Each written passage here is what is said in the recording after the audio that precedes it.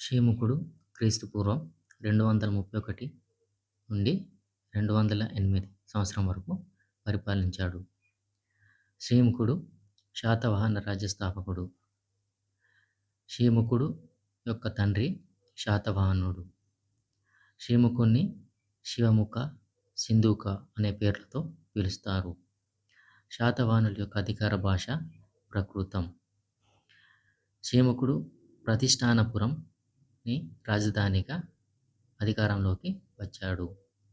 శ్రీముఖుడు మొదట్లో జైన మతాన్ని, తర్వాత కాలంలో వైదిక మతాన్ని అవలంబించాడు.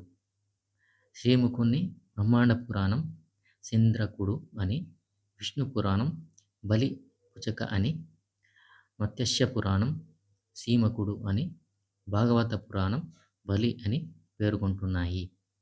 మత్స్య పురాణం ప్రకారం శ్రీముఖుడు 23 సంవత్సరాలు పాలించాడు. శ్రీముఖుణ్ణి నాణేలు శతవాహన పేరుతో ముద్రించిన నాణేలు కరీంనగర్ జిల్లాలోని కోటిలింగాల, మెదక్ జిల్లాలోని కొండాపూర్ ప్రాంతాలలో లభించాయి.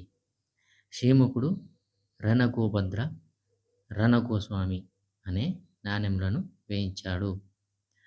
అశోకుడు శ్రీముఖుణ్ణి తన శాసనాలలో సత్యపుత్రులుగా పేర్కొన్నాడు. శ్రీముఖునికి అశోకుడు రాయ అనే బిరుదు ఇచ్చాడని డిసి సర్కార్ అభిప్రాయం. శ్రీముఖుడు రాటికులు అనే స్థానిక తెగతో వివాహ సంబంధంను ఏర్పరచుకున్నాడు.